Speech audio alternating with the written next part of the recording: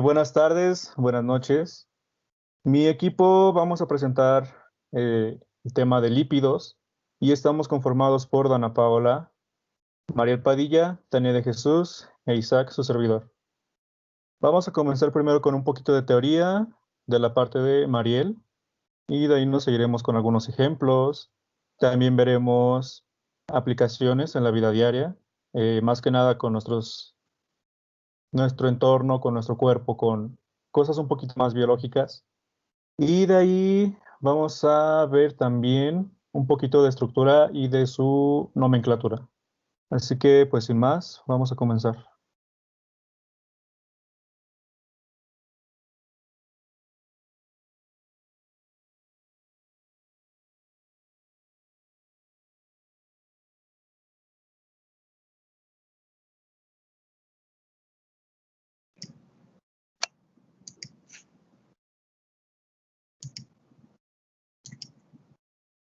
Bueno, voy a comenzar con un poco de introducción histórica y pues bueno, los lípidos son un grupo heterogéneo, orgánico, y estos incluyen grasas, aceites, esteroides,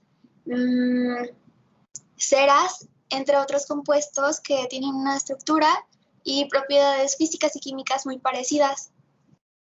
Un lípido es cualquier compuesto que tiene la propiedad de ser insoluble en el agua, pero es soluble en solventes no polares.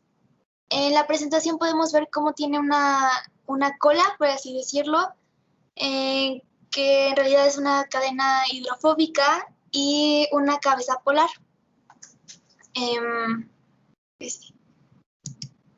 Bueno, los lípidos son biomoléculas que en la hidrólisis producen ácidos grasos y alcoholes complejos. Cuando los alcoholes complejos se combinan con los ácidos grasos, forman ésteres. Todos los lípidos y ácidos grasos contienen siempre oxígeno, carbono e hidrógeno. Y a veces tienen pequeñas cantidades de nitrógeno y fósforo. Químicamente son heterogéneas y aunque comparten la naturaleza hidrocarbonada de al menos una parte de su molécula, se justifican porque son hidrofóbicas y anfipáticas. Los ácidos grasos, aunque en su estado libre, en la naturaleza se hacen en pequeñas cantidades, son componentes moleculares de lípidos muy comunes.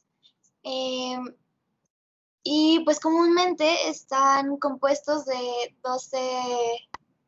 entre 12 y 24 carbonos, perdón. Esta estructura que tenemos aquí en la imagen es un ácido palmítico y pues es un ácido graso saturado de 16 carbonos. Bueno, el ácido oleico es un ácido monoinsaturado que está compuesto de 18 carbonos con un doble enlace en el carbono 9 y en el carbono 10. Aquí podemos ver como más de cerca cómo está compuesto y aquí pues sin que sea la animación 3D. Otro ácido es el ácido linolénico, que es poliinsaturado como el ácido linoleico que mencionaron anteriormente, que presenta 3 dobles enlaces de carbono.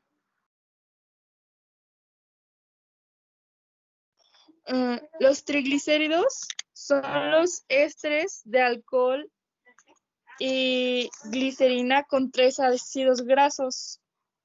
Pueden ser líquidos o sólidos a temperatura ambiente.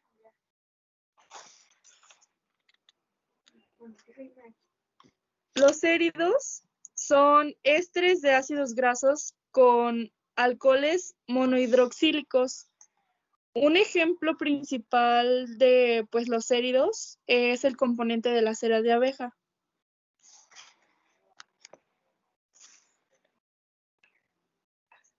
Los fosfoglicéridos son lípidos de una sola molécula de glicerina unida con enlaces éster de ácidos grasos. El tercer grupo hidroxilo de la glicerina está unido en este ejemplo.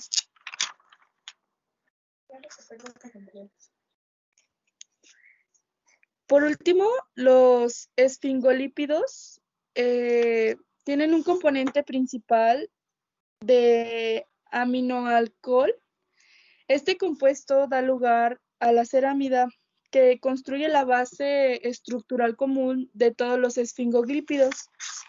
Y otra cosa antes de cederle la palabra a mi compañera es que los lípidos saponificables son lípidos que contienen ácidos grasos unidos mediante enlaces éster a otro componente molecular. Listo. Hola, buenas tardes, buenas noches. Yo les voy a hablar de la otra parte de los lípidos, que son los lípidos no saponificables. Como ya les mencionaba mi compañera Dana, pues los lípidos se dividen en dos grandes grupos, justamente son los saponificables, que contienen ácidos grasos, y los no saponificables, perdón, que justamente lo contrario, no contienen ácidos grasos como componentes moleculares. Estos lípidos no saponificables se dividen pues en otros lípidos que por ejemplo son los terpentenos, que contienen únicamente isoprenos. Dependiendo del número de isoprenos que contengan estos terpenos, pues va a ser la presentación, por así decirlo, de cómo la vamos a encontrar. Por ejemplo, tenemos el mentol, las vitaminas A, E y K, y por ejemplo productos como más comerciales del tipo de látex o del caucho. Otro tipo de lípidos no saponificables son los esteroides, que yo creo que son los que más suenan o que más conocemos, que provienen justamente de hidrocarburos saturados. Dependiendo del número de estos también, los podemos encontrar como colesterol, como testosterona, como estradiol. Justamente estas dos últimas son hormonas sexuales, una que favorece, bueno, trabaja de forma más activa en los hombres y otra en las mujeres. Y otra división de estos lípidos no saponificables son las prostaglandinas, que son reguladores hormonales de fenómenos fisiológicos.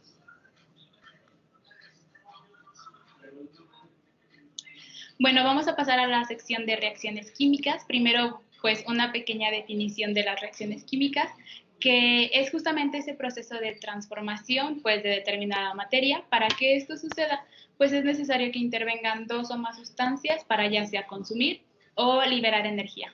Estas reacciones químicas las podemos interpretar de dos maneras en los lípidos. La primera es en un plano más interno, o sea, en nuestro cuerpo. Cómo los lípidos sufren un cambio químico pues para contribuir en nuestro desarrollo. Y el segundo, es un plano más externo, o sea que pueden suceder en nuestro medio, cómo funcionan o cómo se comportan estos lípidos en exposición a determinados reactivos y pues que alteran justamente su composición. La primera de estas reacciones externas, por así decirlo, internas, perdón, es la lipogénesis, que es justamente el proceso en el que el glicerol se esterifica con ácidos grasos para formar triglicéridos. Este proceso es súper importantísimo porque pues la mayor parte de la grasa de nuestro cuerpo se almacena como triglicéridos. De hecho, si nosotros hacemos así, bueno, nos jalamos como la carnita, lo que estamos agarrando son triglicéridos. Algunos tenemos más que otros, pero pues en general es eso, ¿verdad? Y bueno, este proceso inicia justamente con la liberación de lipoproteínas a través de una actividad de proteínas para posteriormente dividirse en ácidos grasos y glicerol. Estas sustancias se van a absorber en el tejido adiposo, donde van a ser almacenadas como gotitas de grasa, pues en este tejido dentro del citoplasma.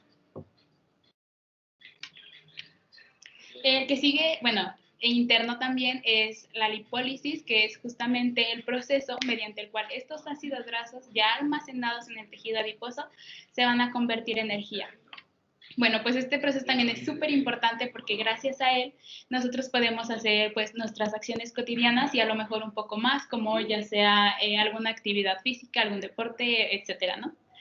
Este proceso, bueno, como ya mencionábamos, los triglicéridos se almacenan en el tejido adiposo, más específicamente en el citoplasma, en formas de gotitas de grasa. Estas gotitas son hidrófobas, o sea, no se relacionan con el agua, no, pues sí, no se llevan. Entonces, es necesaria que estas gotitas de grasa estén cubiertas por unas proteínas llamadas perilipinas, que justamente que justamente hacen que estos triglicéridos puedan ser almacenados en el tejido adiposo, perdón. Entonces, ¿cómo comienza esta lipólisis? Comienza con la intervención de señales del glucagón o de la epinefrina para convertir justamente estos triglicéridos en ácidos grasos y glicerol. Estas sustancias que se forman son sustancias no 100% heterófobas, o sea, ya se mezclan un poco más en agua. Entonces ya pueden ser transportadas en la sangre y conectarse con la albumina pues para llegar al tejido que lo necesita. Una vez en el tejido en que se necesitan estar, estos se van a oxidar y pues se van a convertir en energía. Justamente esto es lo que nosotros vamos a quemar pues para poder generar la actividad que queramos hacer. Y vamos a las externas. Bueno, vamos a hablar un poco de la oxidación de los lípidos. Esto pues en un medio externo, como ya mencioné, que pues justamente va a comenzar con la energía sobre los lípidos. Puede ser de manera de luz o de calor. Y usualmente también intervienen trazas metálicas, que esta energía va a actuar sobre los ácidos grasos generando radicales libres. Es importante entender que estos radicales libres son súper reactivos, entonces, bueno, se van a oxidar en presencia del oxígeno y van a formar radicales peróxido. Estos radicales peróxido van a atacar, por así decirlo, a los ácidos grasos, bueno, a otros ácidos grasos, para formar hidroperóxido, que van a seguir reaccionando. Como van a seguir reaccionando con otras, no sé, proteínas, por ejemplo, va a comenzar como una explosión de compuestos hasta que generen compuestos secundarios y lleguen a la paralización. La paralización representa un alto total a las ¿cómo decirlo? Bueno, a estas reacciones porque ya no hay nada que reaccionar. Es importante que entendamos este proceso porque justamente esta oxidación de los lípidos es lo que genera una pérdida en el valor nutricional de nuestros alimentos y pues puede incluso generar compuestos tóxicos, o sea, hacernos daño. Bueno, les voy a explicar yo también lo que es la interesterificación, que es otra reacción química, de carácter externo. Y va a ser justamente el proceso enzimático o químico al que se van a someter las grasas en lugar de la hidrogenación. Esto va a generar las conocidas grasas trans. En este proceso sucede un reordenamiento de los grupos acilo en un mismo triglicerol o entre moléculas de diferentes trigliceroles. Bueno, pues no hace falta decir que ¿cómo decirlo? Saturación de hidrógenos hace que las grasas trans sean altamente dañinas, lo cual pues es cero recomendable que las consumamos.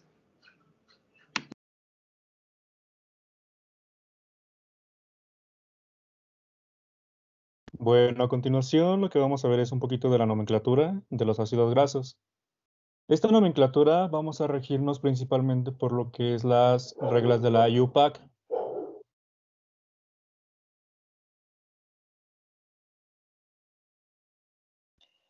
Las reglas de la IUPAC las vamos a ver un poquito más adelante, pero aquí lo que es importante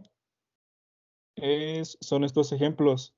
El nombre sistemático va a ser como lo vamos a encontrar más comúnmente, y esto pues nos va a ayudar un poquito como a identificar y a imaginar de cierta manera pues cómo es el ácido graso, ¿no? Para empezar tenemos este primer ejemplo del ácido hexadecanoico, que son 16 carbonos. Esto significa que la cadena como tal es saturada. De ahí vamos con el ácido octadecanoico, que son 18 carbonos. Creo que esta parte la vamos a ver un poquito más adelante y pues recordando un poquito de lo que ya habíamos estudiado. Aquí en este mismo nombre, lo que estamos viendo es pues estructura, ¿no? Del octadeca y todo eso, pero adelante lo vamos a explicar. Bueno, en el siguiente ejemplo están los ácidos cis. Como vemos, aquí ya tiene un pequeño doblez, que esto va a ser como un poquito más, ¿cómo decirlo? Va a ser más pequeño la cantidad de espacio que ocupan nuestros lípidos, a pesar de que son bastante largos, porque pues vamos a encontrar muchísimos lípidos bastante largos, y entonces esa es una manera como de encontrarlos un poquito más reducidos. Siguiente, por favor.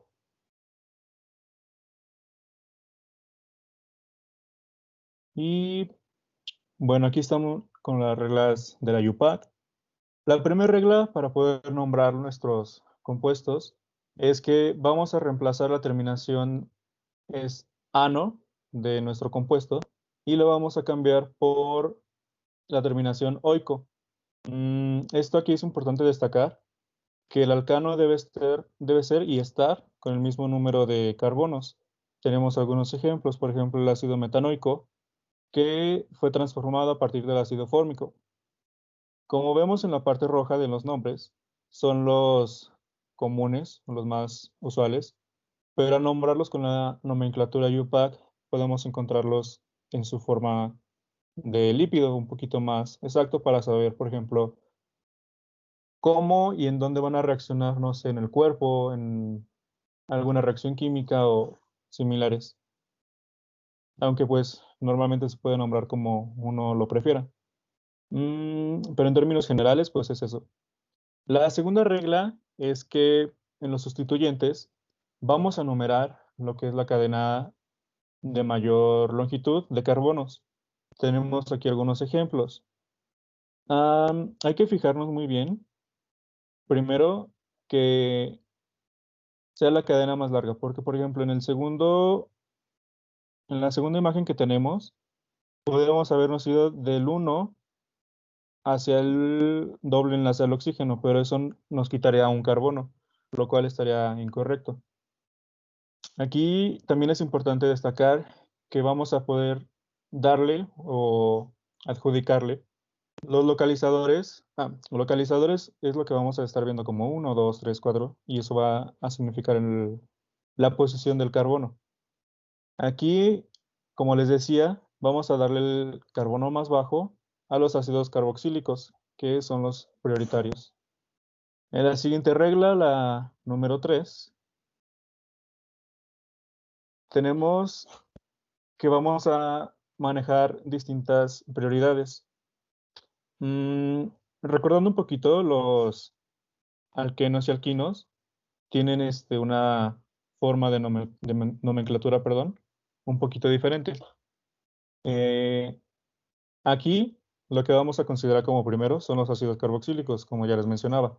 Estos van a ser los principales al momento de nombrar la cadena. Habrá muchos casos en los que nombremos la cadena que sean exactamente los mismos carbonos de un lado de otro y los mismos sustituyentes, pero en caso de que tengamos como sustituyente más cerca al primer carbono un ácido carboxílico, pues eso es lo que nos va a delimitar y a definir cómo vamos a enumerar, perdón, nuestra cadena. Aquí tenemos ejemplos. El ácido hexa 4 enoico y pues esos otros. Como vemos, sí lleva como una tal prioridad cuando son ácidos carboxílicos. En la regla número 4, ya vamos a empezar a ver un poquito sobre los hexanos, los ciclos, perdón. Aquí tenemos un hexano y un pentano. Lo importante de aquí, para no revolvernos mucho, es que cuando el ácido está unido a nuestro ciclo, el ciclo va a ser la cadena principal. Y aquí también es importante destacar esto, que vamos a utilizar la terminación carboxílico.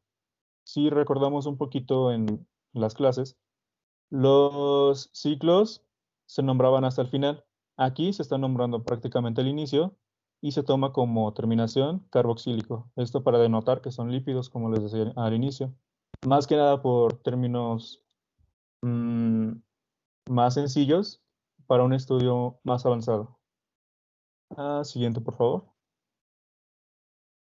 Y bueno, creo que eso es todo, como lo más general que podemos decir sobre el nombramiento de las moléculas con la regla IUPAC.